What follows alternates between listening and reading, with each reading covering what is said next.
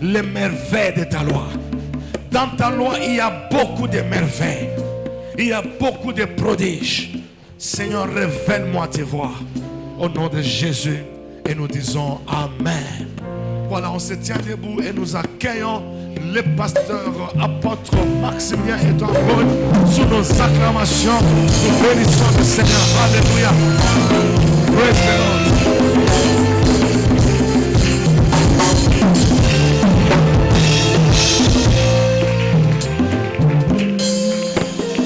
Alléluia. Alléluia. J'aimerais que tu puisses saluer ton voisin et lui dire: tu n'es pas un projet abandonné. Ce que Jésus a commencé avec toi, il va l'accomplir. Quel que soit le nombre des années, il va finir par l'accomplir. Alléluia. Dis merci Jésus. Ouvre mon intelligence à ta parole. Révèle-moi tes voies. Amen. Merci, vous pouvez vous asseoir. Encore une fois, je voudrais dire merci au docteur Jean-Claude, Maman Julie et à toute l'équipe de serviteurs, au peuple de Dieu pour cette marque de confiance qui nous est témoignée en nous invitant pour que nous puissions être parmi les orateurs dans cette célébration. J'ai toujours dit, Jean-Claude, c'est moi. Et quand j'ai dit ça, j'ai tout dit. Alléluia. C'est quelqu'un qui est vraiment dans ma vie et qui n'y sortira jamais. Il y a des gens comme ça que tu rencontres, qui entrent dans ta vie et ils n'en sortiront plus jamais. Jusqu'à ce que tu meurs. Et je prie que Dieu te fasse rencontrer de tels hommes. Et je prie que tu sois un homme pareil pour les autres. Et c'est de cette manière-là que de grandes choses peuvent s'accomplir. Alléluia. Alors les dimanches, j'ai exploité Ésaïe chapitre 2. Je ne vais pas y revenir. Je vais aller vers Ésaïe chapitre 60 aujourd'hui. Et de temps à autre, je pourrais faire allusion à Ésaïe chapitre 2. Ésaïe chapitre 60. Je voudrais que nous puissions lire la parole partant du verset 1 jusqu'au verset 11 pratiquement. Ésaïe chapitre 60. Partant du verset 1 jusqu'au chapitre, jusqu'au verset 11. Lève-toi, sois éclairé, car ta lumière arrive. Est-ce que tu peux dire Amen? Amen. Et la gloire de l'Éternel se lève sur toi. Voici les ténèbres couvrent la terre et l'obscurité les peuples. Mais sur toi l'Éternel se lève. Sur toi sa gloire apparaît. Des nations marchent à ta lumière et des rois à la clarté de tes rayons. Porte tes yeux alentour et regarde. Tous, ils s'assemblent, ils viennent vers toi. Tes fils arrivent de loin. Et tes filles sont portées sur les bras. Tu tressailleras alors et tu te réjouiras. Et ton cœur bondira et se dilatera. Quand les richesses de la mer se tourneront vers toi. Quand les trésors des nations viendront à toi.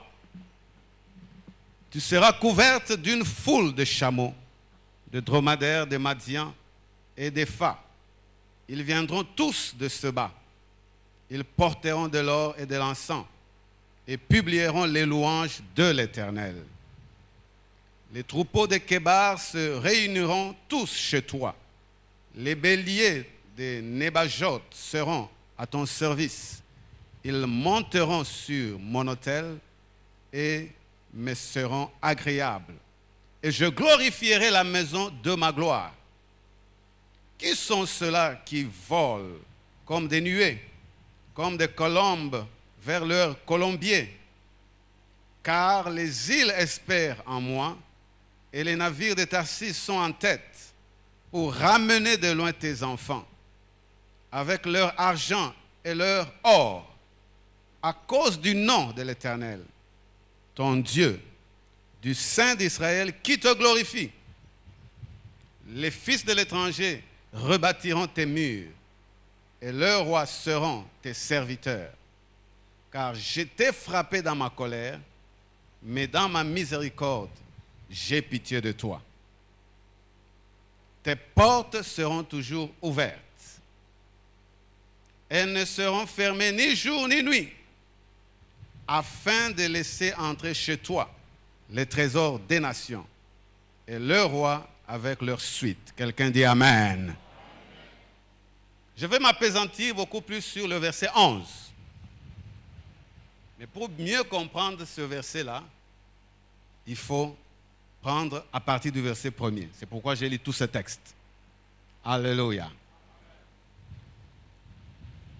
Ésaïe chapitre 60 parle de cette église que nous sommes. Et j'ai dit le dimanche, la fin des temps a commencé avec l'église. Mieux encore avec Jésus qui est allé à la croix, qui s'est sacrifié pour que l'église soit fondée. Sans pardon de péché, sans effusion de sang, je veux dire, il n'y a point pardon de péché. Il n'y a pas d'église sans pardon de péché. Il n'y a pas d'église sans effusion de sang. Le sang de qui? Le sang de Jésus. Donc c'est par l'œuvre de la croix que l'église a été fondée. Et je dis, cette église a été manifestée publiquement le jour de la Pentecôte. Alléluia. Et en cela, Jésus a inauguré la fin des temps. La fin des temps.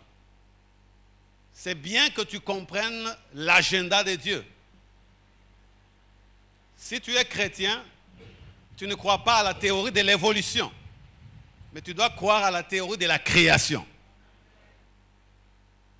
Et la théorie de la création dit que c'est Dieu qui a créé l'homme et l'a placé sur la terre.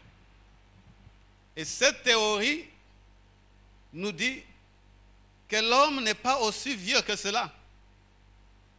La théorie de l'évolution parle de l'homme qui a existé il y a des millions d'années. C'est faux. Est-ce que je parle à quelqu'un? Dieu a créé.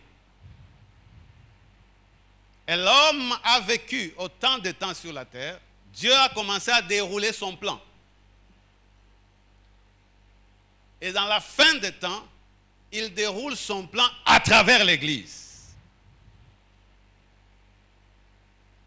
Donc l'homme n'a que approximativement 6000 ans sur la terre. L'homme que toi et moi nous sommes, bien entendu, à travers le premier homme, Adam, et notre mère, Ève. L'homme n'a que 6000 ans. Et l'Église a été manifestée il y a 2000 ans et quelques années. Je veux dire 2019 ans. Si nous parlons de 2019. Donc la fin des temps a commencé selon la prophétie d'Ésaïe au chapitre 2, qui est aussi la prophétie dont il parle au chapitre 60, avec l'Église. Lève-toi, sois éclairé, car ta lumière arrive. Et nous savons que cette lumière, c'est Jésus. Lève-toi, sois éclairé. Pendant des années et des années, l'homme créé à l'image et à la ressemblance de Dieu, depuis la chute d'Adam, a perdu cette lumière. Et c'est avec la venue de Jésus que cette lumière est apparue. Donc c'est un message qui concerne l'humanité, qui concerne l'homme créé à l'image et à la ressemblance de Dieu. Maintenant que le Fils de Dieu est manifeste, il est la lumière. Il l'a dit dans Jean chapitre 8, verset 32, « Je suis la lumière du monde. » Je suis cette lumière du monde. Et dans Matthieu chapitre 5, verset 13 et suivant, il dit, « Vous êtes la lumière du monde. » Lève-toi, sois éclairé. Ta lumière arrive. Ceux qui sont devenus et qui quittent le monde à cause du sang qui a été versé, le péché est pardonné, viennent à lui, ils le reconnaissent comme leur lumière. Alléluia. Dis à ton voisin, Jésus est ta lumière. Parce que tu le reconnais en tant que tel, il te dit, lève-toi, sois éclairé. Il ne te dit pas, sois éclairé avec une autre lumière, sois éclairé avec lui-même. C'est lui cette lumière qui éclaire. Verset 2, voici, les ténèbres couvrent la terre. Quand est-ce que les ténèbres ont commencé à couvrir la terre? Depuis la chute d'Adam. Romains 3, 23, tous ont péché et sont privés de la gloire de Dieu. Il n'y en a même pas un seul. À cause du péché, les ténèbres ont couvert toute la terre. Mais quelqu'un me dira, mais est-ce que le soleil avait cessé de briller? Est-ce que les étoiles ont cessé de briller? Non. Il s'agit d'un langage spirituel. Ces ténèbres qui couvrent toute la terre, toute l'humanité, sont des ténèbres ou c'est un ténèbre spirituel. Parce que Dieu s'est retiré de l'homme à cause de son péché, à cause de la désobéissance. Les ténèbres, et en anglais il est dit thick darkness, ce n'est pas seulement ténèbres, mais c'est un ténèbre épais, profond, qui devient comme palpable, comme le ténèbre qui s'était manifesté en Égypte. Et personne ne pouvait reconnaître l'autre. Voilà le ténèbre qui assure l'homme à cause du péché. Alors Jésus apparaît comme la lumière. Mais il apparaît sur qui? Sur l'Église. Donc cette prophétie a trouvé son accomplissement avec la venue de Jésus. C'est dès cet instant-là que la prophétie a commencé à s'accomplir. Et cette prophétie va trouver son comble avec le retour de Jésus. Parce que la Bible déclare que le même Jésus que vous voyez monter, parlant, l'ange parlant aux disciples, vous allez le voir revenir. Dis à ton voisin, Jésus revient. Dis à ton voisin, la lumière revient. Donc cette lumière est apparue, elle a fondé l'Église, elle est maintenue sur son Église, qui est toi et moi, et cette lumière va revenir. Qu'est-ce que cela veut dire? Du moment où elle est apparue, jusqu'au moment où elle est censée revenir, cette lumière va grandissante. Est-ce que tu m'entends? Proverbe 4, 18. Les yeux du juste sont comme une lumière qui va comment? Grandissante comme le soleil en plein midi. C'est ça le principe de l'éclairage. Alors il faut que tu comprennes cette vérité. La manière dont Jésus est apparu, fondant l'Église, la lumière qui a été manifestée, quand il est apparu, cette lumière va grandissante. Elle va trouver son point culminant avec son retour. Ceci veut dire que nous sommes dans ce processus de grandir spirituellement. Nous sommes dans le processus d'accéder jour après jour à une plus grande lumière encore. Et nous n'allons jamais arriver jusqu'à ce qu'il se manifeste encore pleinement. Et rapidement, même quand Jésus va revenir, ce sera pour inaugurer le millénium. Qu'est-ce qui se passe dans le millénium? Nous avons des êtres qui sont 100% spirituels. Parce que la Bible déclare dans Philippiens au chapitre 4 que les morts en Christ, Thessaloniciens plutôt, 1 Thessaloniciens chapitre 4, les morts en Christ vont ressusciter premièrement. Et nous tous qui sommes restés, si jamais tu ne mourrais pas, et que Jésus revenait, parlant de l'enlèvement, tu seras transformé. Transporté avec lui dans les airs, cela veut dire quoi? Tu deviens un être 100% spirituel. Le salut que tu as maintenant, il est dans ton esprit. Le jour où tu donnes ta vie à Christ, ton esprit est totalement, spontanément sauvé. Le salut dans ton âme est un processus par le renouvellement de la parole de Dieu. Romains 12, chapitre 1, chapitre 2. Nous sommes transformés par le renouvellement de la parole afin de connaître ce qui est bon, agréable et parfait. Afin de devenir des sacrifices vivants sur l'autel de Dieu. C'est un processus. Le salut de ton corps n'est pas encore effectif. Que tu le veuilles ou pas. C'est pourquoi nous mourons. Même si nous vivons 120 ans, nous allons mourir. Ça veut dire qu'il y a encore quelque chose que nous attendons. Est-ce que je parle à quelqu'un? La plus grande lumière qu'un enfant de Dieu peut avoir, c'est cette lumière qui l'amène à attendre, à se préparer à la résurrection. Parce que si tu me dis que tu es l'église et que tu rates la résurrection, ça veut dire que tu rates l'opportunité d'être un homme spirituel 100%. Qu'est-ce que ça veut dire? Nous allons entrer dans le millénium. Si tu ne ressuscites pas, tu vas attendre la dernière résurrection. Est-ce que je parle à quelqu'un ici? Est-ce que je parle à quelqu'un ici? La lumière qui est Jésus doit nous éclairer de manière à ce que nous puissions avoir cette espérance de ressusciter d'entre les morts.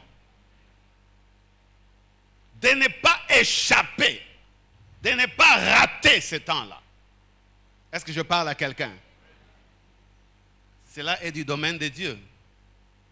Il connaît qui va ressusciter, qui ne va pas ressusciter. Si tu ressuscites, tu es enlevé. Tu vas expérimenter le noces de Cana. 7 ans après la tribulation, tu reviens avec lui sur la terre pour commencer le millénium. Voilà l'avenir de l'Église. Est-ce que je suis en train de parler à quelqu'un? Voilà là où nous allons. Et quand nous revenons avec lui pour régner pendant 1000 ans, les Écritures nous montrent que les êtres spirituels que nous sommes censés être, 100% spirituels, nous allons vivre côte à côte avec ceux qui sont encore mortels. Donc, si tu n'as pas connu la résurrection, tu restes, et si tu as échappé à la tribulation, donc tu restes mortel. Parce que ceux qui vont entrer dans la tribulation, beaucoup vont donner leur vie à Christ, beaucoup vont être tués à cause de leur foi. Lorsque la tribulation se termine, il y aura une autre résurrection pour entrer dans le millénium. Est-ce que je parle à quelqu'un? Ceci signifie qu'on aura des gens mortels qui vont aussi entrer dans le millénium. C'est un temps où les hommes spirituels, 100% spirituels, vivent aux côtés des hommes mortels. Est-ce que je parle à quelqu'un? Après le millénium, ou à la fin du millénium, le diable va être relâché. Je suis encore dans l'introduction. Le diable va être relâché. Et ceux qui n'auront pas été vrais avec Jésus qui est venu sur la terre, régnant à partir de Jérusalem, lorsqu'ils vont voir le diable être relâché, ils vont le rejoindre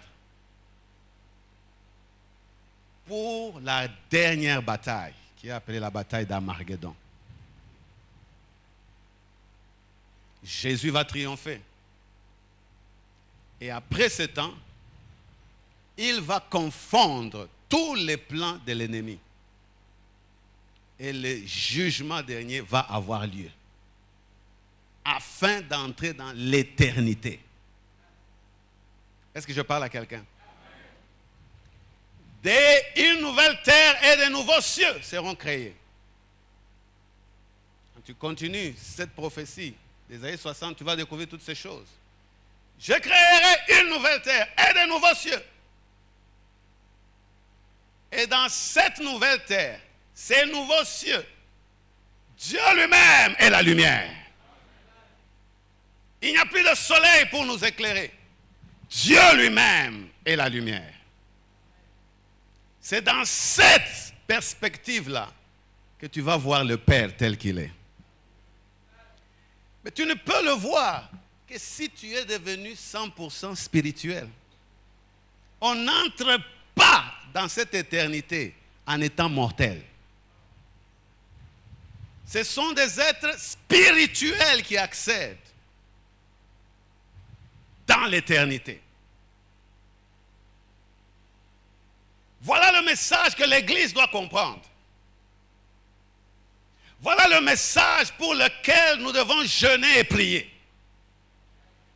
Voilà le message pour lequel tu dois faire de ton mieux pour avoir accès à une plus grande lumière. Alléluia. Alléluia. Alléluia. Donc plus tu es en train de croître, qu'est-ce que Dieu veut? Dieu veut seulement t'élever spirituellement. Tu es en train d'aspirer à ce temps où tu seras 100% un être spirituel. Et c'est dans cette stature-là que la Bible dit, tu vas diriger même les anges. Ne commets pas une erreur maintenant de diriger, de commander les anges. Ce qui te différencie, quoi que tu sois en Christ, c'est qu'ils ont un corps spirituel, toi tu n'en as pas encore. Et ce corps te limite, même si tu es loin jusqu'aux dents, ce corps te limite. Est-ce que je parle à quelqu'un? L'apôtre Paul dit dans 1 Corinthiens chapitre 15, le dernier ennemi qui sera vaincu, c'est la mort. Alors, pourquoi je fais cette introduction? C'est pour te donner la perspective correcte de l'accès à la lumière. Tu dois devenir comme Dieu. Oh, tu ne veux pas dire Amen. Parce que dès le commencement, Dieu t'a créé à son image et à sa ressemblance. Le péché que Adam a commis a dégradé l'homme. L'homme a perdu cette nature. C'est pourquoi l'apôtre Paul dit dans Romains 3, 23, tous ont péché, ils sont privés de la lumière, ils sont privés de la gloire de Dieu. Mais Jésus est venu et il dit, lève-toi, sois éclairé, lève-toi, moi ta lumière, je suis arrivé. Maintenant je te prends, commençons ce voyage de lumière. Évoluons ensemble. Je veux te faire accéder jour après jour à une dimension nouvelle et une dimension plus grande encore de ma lumière. Et cela ne s'arrête pas avec ta mort. Je te donne un rendez-vous même à la résurrection. Je veux faire en sorte pour continuer ce voyage d'accès à la lumière que tu ressuscites d'entre les morts. Parce que la plus grande lumière que tu dois découvrir, c'est mon Père. Jésus lui-même dit, le Père est plus grand que moi. Il est venu pour nous faire connaître le Père. Donc ce voyage de l'accès à la lumière résume le message du salut. Il est venu pour que jour après jour, nous grandissions spirituellement. Malheureusement, à cause de ce corps physique que nous devons nourrir, qui a des besoins que nous ne pouvons pas ignorer, ce corps physique, le besoin de notre corps physique, détourne notre vision. Notre vraie vision. Ou ce que devrait être notre vraie vision. Mes chers frères et sœurs, si je te prenais de ce pays, le Congo, et que je te plaçais dans un pays développé tel que les États-Unis, avec tous les droits, où les gens changent de boulot comme ils veulent. Après 3 ans, 4 ans, si tu n'es qu'employé dans une seule compagnie, cela n'est pas bon pour toi. Les premières 10 années, ce sont les années où quelqu'un se dit, je dois bouger d'une entreprise à une autre pour que mon CV soit lourd. C'est ce que nous ne pouvons pas faire dans ce pays.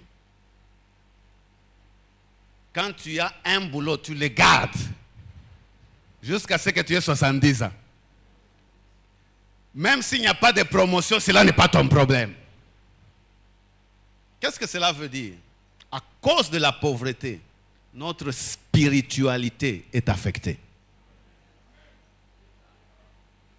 À cause de la pauvreté, notre spiritualité est affectée. À cause de la pauvreté, notre accès à la lumière est limité. Alors si je te prenais, que je te mettais dans ce pays-là, en te donnant tous les droits, tes points de prière vont changer. Tu ne vas pas prier pour demander à Dieu de l'argent pour envoyer tes enfants à l'école. Le gouvernement en prend charge déjà. Tu ne vas pas prier pour avoir un autre travail. Peut-être que tu vas prier pour avoir la bonne orientation. Mais c'est plein, c'est devant toi. Tous ces points de prière-là, qui nous préoccupent dans nos églises ici, tombent. Nous passons beaucoup de temps à prier pour ces choses-là. C'est un besoin, c'est vrai. Mais cela peut et limite beaucoup de gens dans leur croissance spirituelle. Alléluia. Amen. Alléluia. Amen. Est-ce que je parle à quelqu'un? Que Dieu visite la RDC. Amen. En fait, Dieu a déjà visité la RDC. Amen. Il y a un nouveau commencement. Et c'est dans cette perspective que nous devons voir les choses. Nous débarrasser de certaines choses qui ne nous permettent pas d'être réels. Qui ne nous permettent pas de nous élever spirituellement, je veux dire. Alors, au verset 11, les autres versets, vous allez lire à la maison. J'ai dit, je vais m'appesantir sur le verset 11. Maintenant, écoute, cette prophétie qui va permettre en sorte que l'élévation spirituelle, la marche dans la lumière, soit une expérience croissante, toujours croissante. Le verset 11 dit ceci, tes portes seront toujours ouvertes. Elles ne seront fermées ni jour ni nuit.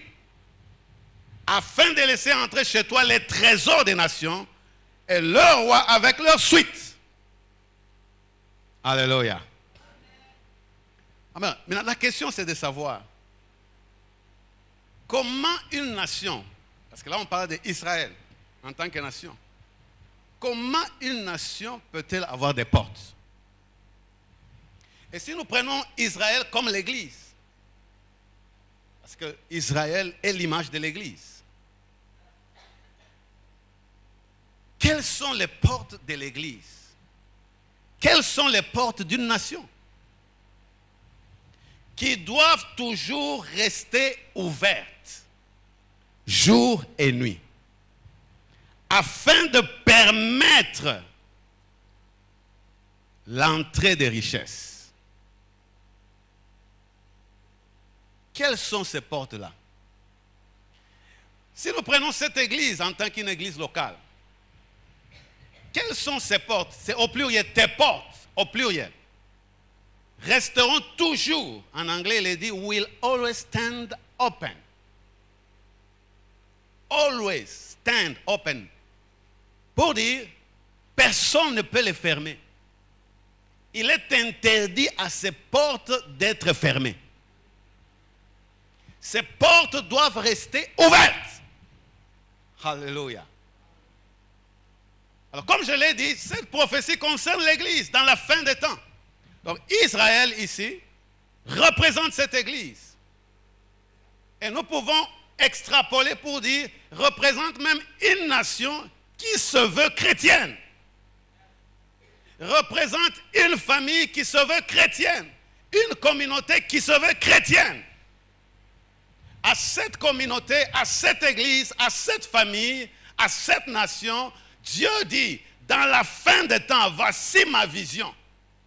Pour vous amener à une élévation spirituelle. Pour mieux vous préparer à mon agenda. Parce que le rendez-vous est pour l'éternité. Ne ratez pas cette éternité. Et rappelez-vous, dans Ésaïe chapitre 2, j'ai mentionné des foules. Après cette élévation spirituelle, Dieu parle des foules qui vont venir, qui vont dire allons à la maison de l'Éternel pour qu'il nous enseigne ses voies, des multitudes. Donc Dieu a rendez-vous avec des multitudes. Quelqu'un dit amen, je continue. Qui sont ces portes? Quelles sont ces portes? Il ne s'agit pas de portes physiques comme une maison que l'on construit. Et on dit, bon, les portes doivent toujours être ouvertes. Quoique, nous pouvons comprendre qu'en tant qu'église locale, cela veut dire, soyons une église qui fonctionne 24 heures sur 24, 7 jours sur 7. Et j'apprécie la vision de l'homme de Dieu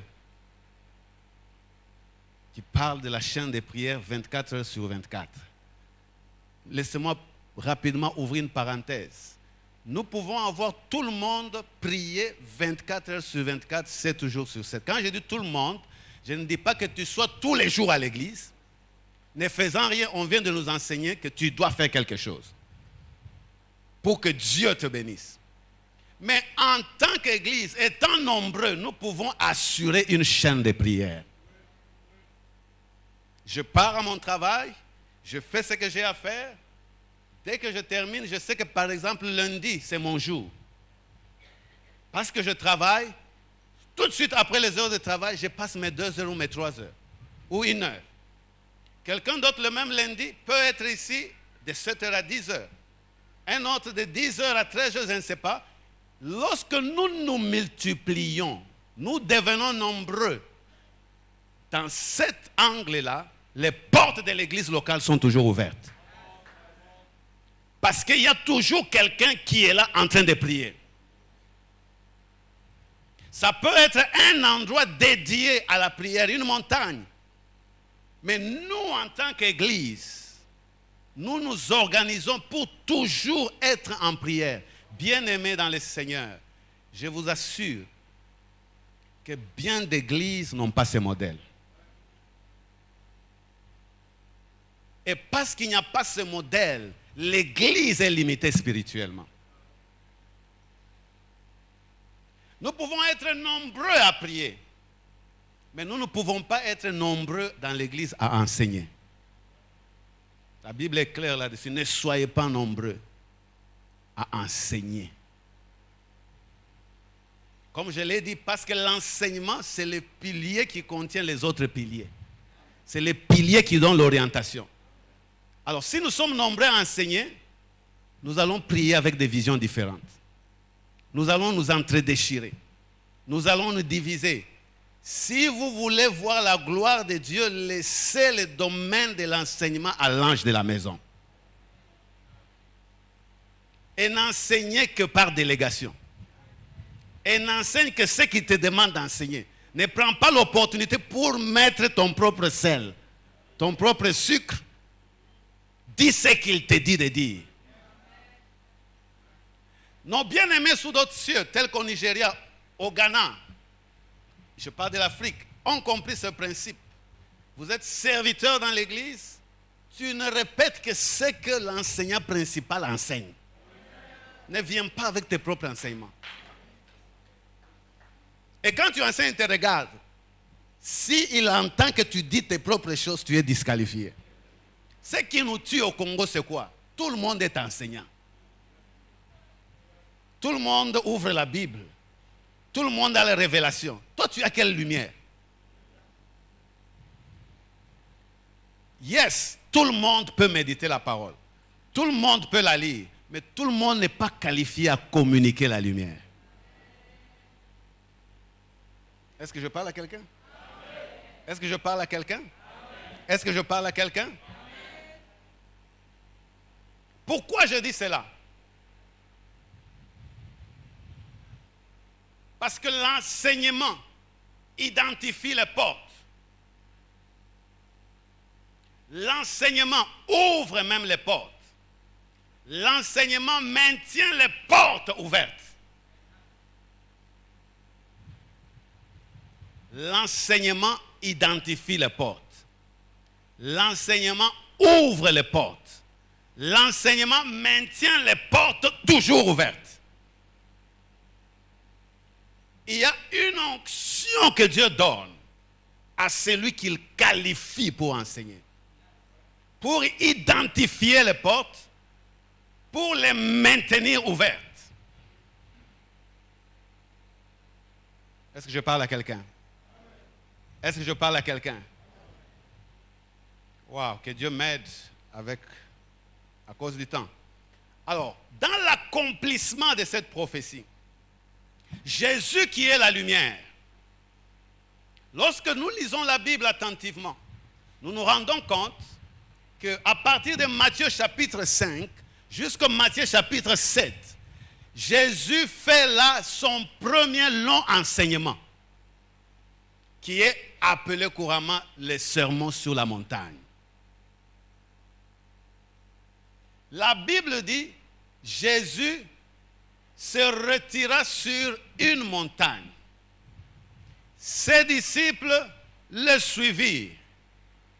Non seulement ses disciples, une grande foule. Matthieu chapitre 5, verset 1. C'est ça l'introduction du sermon sur la montagne.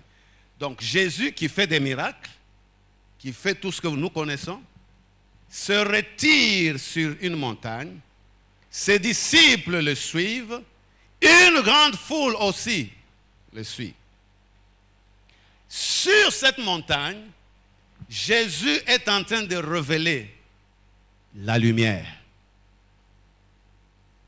Ésaïe chapitre 2. Il arrivera dans la suite des temps que la montagne de la maison de l'Éternel sera élevée au-dessus de toutes les autres montagnes. Il accomplit cette prophétie en commençant à enseigner sur une montagne. Ses disciples sont autour de lui, une grande foule le suit.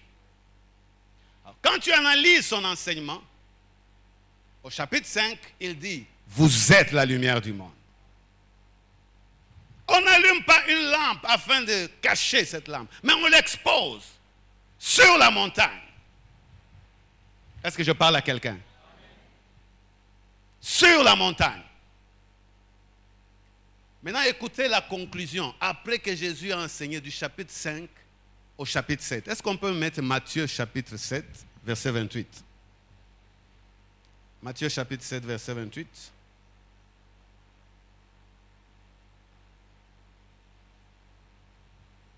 Alléluia. Après que Jésus eut achevé ses discours, donc son enseignement, qui a commencé au chapitre 5, la foule fut frappée de sa doctrine. La foule fut frappée de sa doctrine. La foule fut frappée de sa doctrine.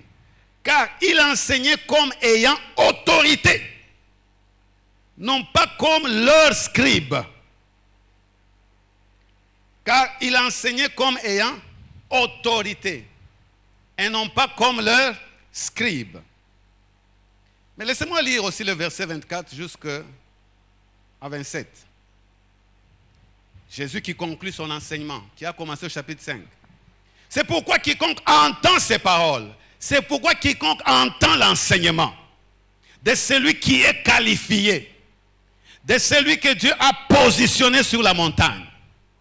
Quiconque entend ces paroles que je dis et les met en pratique sera semblable à un homme prudent qui a bâti sa maison sur le roc.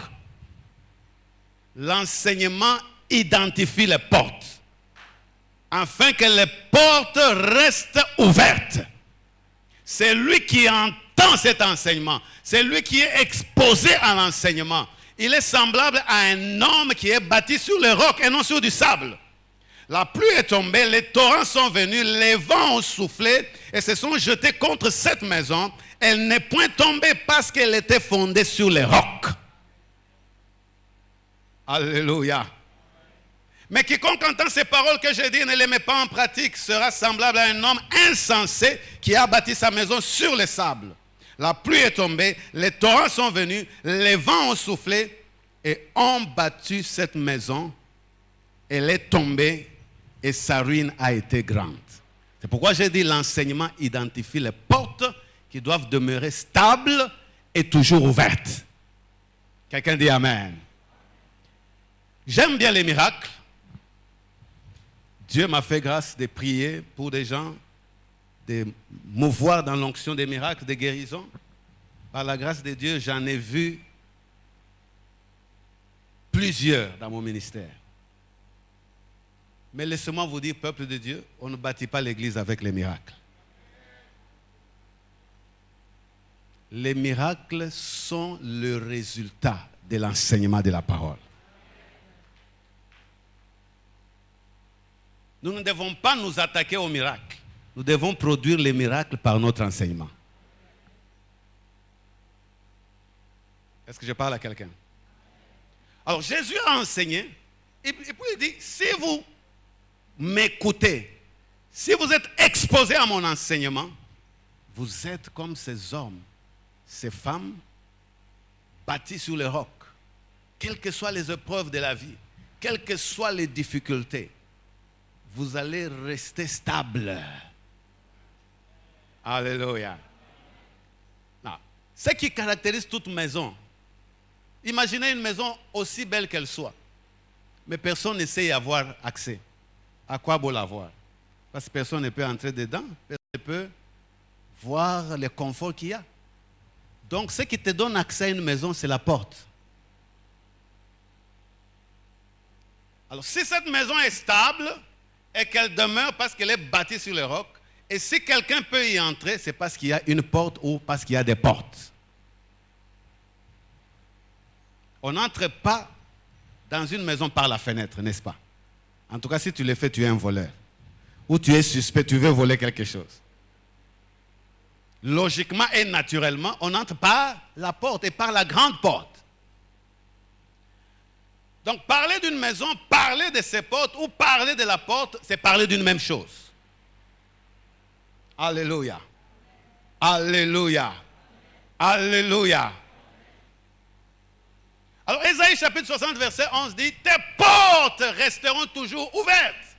Parce qu'il y a une stabilité. Et hier, nous avons été enseignés par notre Père, l'archevêque, les 4 étapes d'une structure, d'un être humain, d'une famille. Alléluia. Quelle était la première étape? La viabilité. La deuxième étape, la crédibilité. La troisième étape, la stabilité. Et la quatrième, la vulnérabilité. Donc Jésus vient pour faire de toi une porte. Et une porte stable.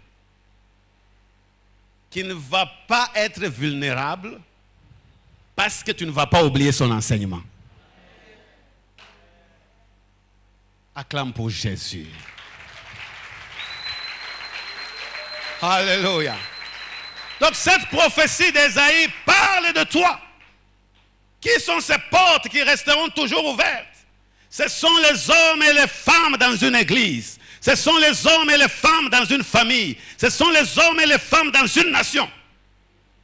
Tes portes resteront toujours ouvertes. Toujours ouvertes. Et ce sont des portes qui vont attirer des richesses. Ce sont des portes qui vont attirer des bénédictions. Pourquoi? Parce que la lumière qui est arrivée doit continuer à éclairer et à grandir, à continuer à resplendir. Tes portes resteront toujours ouvertes. Alors, je vais nous parler des 3 portes.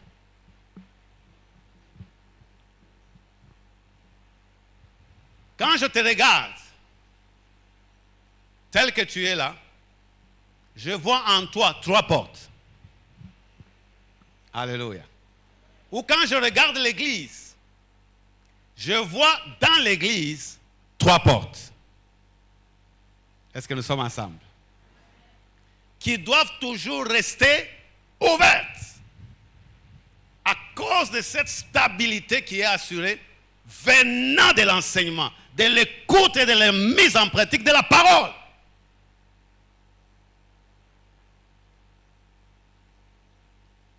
La première des portes qui est en toi, c'est Jésus lui-même. Acclame pour Jésus.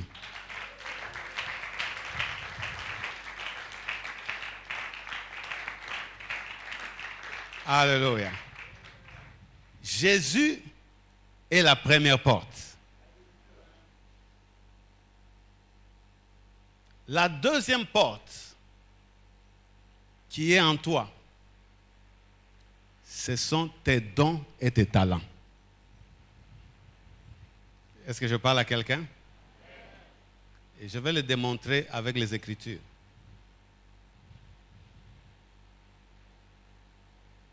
Non, laissez-moi mettre ça dans cet ordre. Deuxième porte, c'est celui qui représente Jésus dans ta vie. Tes pères spirituels. OK? Et troisièmement, tes dons et tes talents. Nous sommes ensemble? Nous sommes ensemble? Nous sommes ensemble? Alors j'ai dit, et j'ai fait cette affirmation, l'enseignement identifie les portes.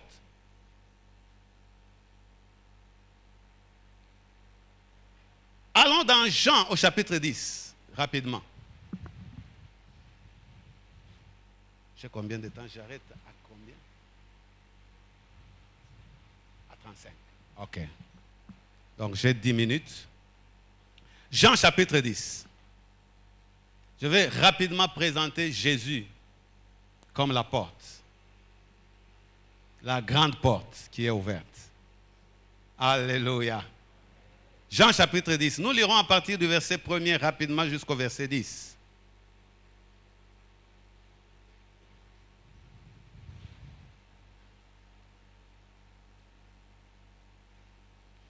Faisons cette lecture rapide. En vérité, je vous l'ai dit, celui qui n'entre pas par la porte dans la bergerie, mais qui y monte par ailleurs, est un voleur, un brigand. Mais celui qui entre par la porte est le berger des brebis. Le portier lui ouvre et les brebis entendent sa voix. Il appelle par leur nom les brebis qui lui appartiennent et il les conduit dehors. Lorsqu'il a fait sortir toutes ses propres brebis. Il marche devant elles et les brebis le suivent parce qu'elles connaissent sa voix. Elles ne suivront point un étranger, mais elles fuiront loin de lui parce qu'elles ne connaissent pas la voix des étrangers. Jésus leur dit cette parabole, mais ils ne comprirent pas de quoi il leur parlait. Donc, jusque-là, tout ce que j'ai lu, peut-être que tu n'as rien compris. Mais dans la suite, maintenant, Jésus va expliquer la parabole. Jésus leur dit, en vérité, je vous l'ai dit, je suis la porte des brebis. Alléluia. Acclamons pour Jésus. Je suis la porte. Si vous n'avez rien compris de tout ce que je dis, maintenant voici la compréhension. Moi, Jésus, je suis la porte des brebis. Donc Jésus est la porte, la première porte en toi. Et la première porte pour toi. Je suis la porte des brebis. Et comprenez, c'est une porte qui doit rester ouverte. Et nous allons voir son développement qui explique ce qui doit entrer. Je suis la porte des brebis. Alléluia. Tous ceux qui sont venus avant moi sont des voleurs et des brigands. Mais les brebis ne les ont point écoutés. C'est pourquoi je dis, tous, nous ne sommes pas qualifiés à enseigner. Ici, Jésus veut dire, tous ceux qui vous ont enseigné, il faisait allusion aux scribes et aux pharisiens, qui enseignaient beaucoup, qui se réclamaient des docteurs de la loi. Comme nous l'avons lu dans Matthieu chapitre 7, verset 29, quand ils ont écouté Jésus, ils ont dit, jamais homme n'a parlé comme celui-ci. Parce qu'il enseignait comme ayant autorité, non pas comme leur scribe. Il enseignait avec une autorité à révéler les portes, à établir les gens. Alléluia. Alléluia. Alors tous ceux qui sont venus avant, qui ne sont pas qualifiés, ce sont des voleurs. Voilà le malheur de l'Église. Beaucoup enseignent, mais incapables de nous indiquer la porte, la grande porte qui est Jésus, et incapables de nous indiquer les autres portes. Après 20 années, confusion totale. Tu ne sais pas qui tu es et où tu vas. Et tu ne sais même pas quoi accomplir. Les églises, il y en a beaucoup. Mais je suis venu vous parler de l'émergence d'une église de référence. Des hommes de Dieu, entre guillemets, il y en a beaucoup. Mais je suis venu annoncer l'émergence des hommes de Dieu de référence. Alléluia. Alléluia. Alléluia. Beaucoup sont appelés, mais peu sont élus. C'est pourquoi je dis, ceux qui sont venus avant moi sont des voleurs. En d'autres termes, ils n'ont pas réussi à vous orienter vers la porte, à identifier la porte. Premièrement, je suis cette porte. Mon frère et ma soeur, le jour où tu as rencontré Jésus, c'est la meilleure affaire que tu as pu faire dans ta vie. Il est effectivement la porte. Alléluia. Maintenant, écoutez ce qu'il dit de lui-même en tant que porte, qui est toujours ouverte. Je suis le bon berger, verset 11. Non, je suis allé loin. Verset 8. Tous ceux qui sont venus avant moi sont des voleurs, mais les brebis ne les ont pas écoutés. Je suis la porte. Si quelqu'un entre par moi, il sera sauvé. Il entrera et il sortira. Et il trouvera des pâturages. Je m'arrête là avant de lire le verset 10. Je suis cette porte. Si quelqu'un m'identifie, si quelqu'un me trouve, number one, il sera sauvé. Il sera sauvé. En d'autres termes, il ne perdra jamais l'assurance du salut. En d'autres termes, il ne va pas souffrir dans la servitude du péché. Est-ce que tu es ce genre de chrétien-là? Quel jour de gloire quand Jésus m'a sauvé, quel jour de gloire. Quand Jésus m'a sauvé, quel jour de gloire. Quand Jésus m'a sauvé, quel jour de gloire. Quand Jésus m'a sauvé. Quel jour de gloire. Quand Jésus t'a sauvé. Quel jour de gloire. Quel jour de lumière. Quand Jésus t'a sauvé.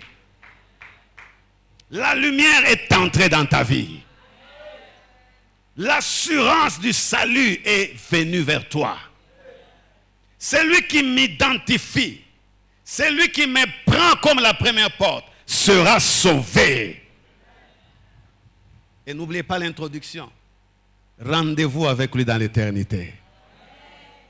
Il ne va pas perdre son salut. Je ne veux pas le perdre non plus. Je me donne rendez-vous avec lui à lui révéler le Père.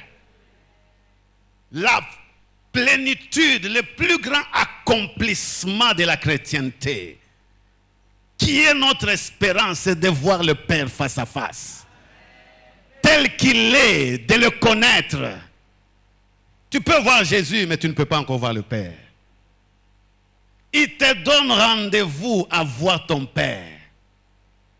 Cette lumière qui va éclairer toute l'humanité dans l'éternité. Il te donne rendez-vous. Mon frère, ma soeur, quand tu comprends la vie de cette façon-là, tu vas faire des progrès spirituels sans cesse.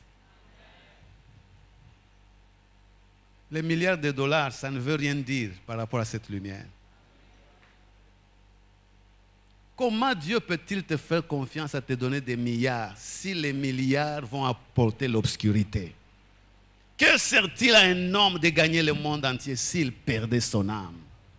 Voilà le problème que nous avons dans l'Église. Notre enseignement doit asseoir les gens à identifier correctement Jésus, qui est la porte, à avoir l'assurance du salut, à vaincre le péché.